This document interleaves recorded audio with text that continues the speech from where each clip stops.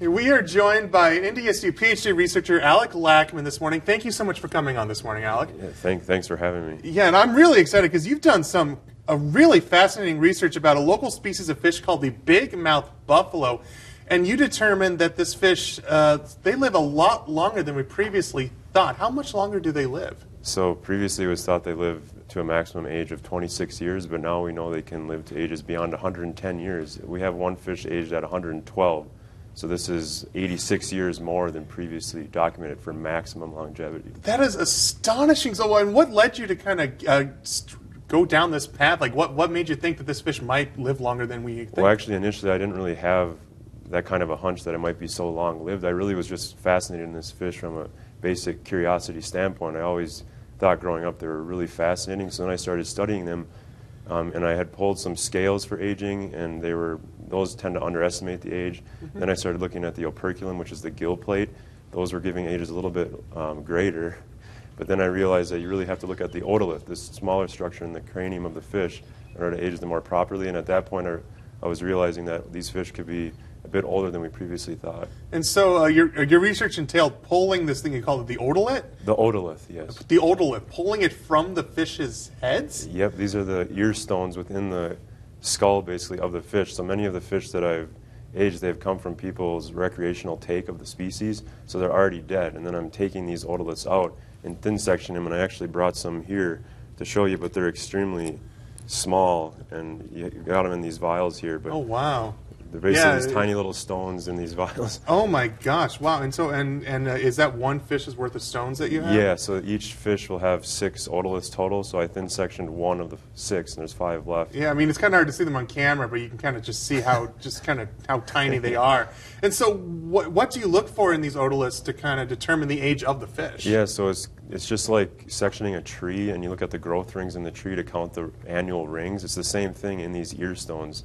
They're a fascinating structure that don't stop growing throughout the entire life of the fish. So you can actually track the fast and slow growth periods in that otolith structure. So what you do is you thin section it, and then you put it on a compound microscope, and you're able to put that section, get light through it, and then you're able to count the rings.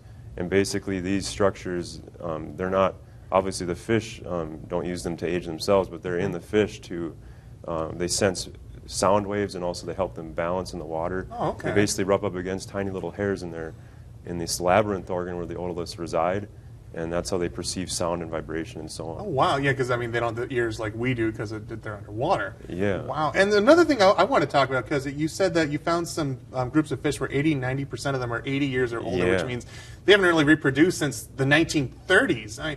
Well, what does that mean about the future of the species? Like, is this a species of fish that is reproducing normally? Previously this fish was thought to be really fast-paced, a fast-paced life history, but now we know it's incredibly long-lived, one of the most exceptional freshwater fish species in the world in terms of longevity. And we're also finding that it goes through these periodic times of no reproduction. And it might be, like in these cases in the Pelican River Basin, where we're finding population after population after population is comprised of individuals, 80%, 90% of them are over 80 years old. It might be that there's actual, the evidence suggests there might be some problems with the dams there, because many of the dams were constructed in the 1930s, and they might not be able to reach their spawning habitat, or their spawning habitats might be reduced because the dams have stabilized the water levels. Wow. So do you know if this might lead to any further changes to kind of give them that ability to reproduce? Well, it could, because this species is native to North America, and it competes directly with the invasive bighead and silver carp. These are like natural counterparts that we have right here in North America in our waters, and we don't want these other invasive species to spread. They also compete with the invasive common carp. We're also finding that the bigmouth buffalo consume invasive zebra mussel veligers, or these larvae.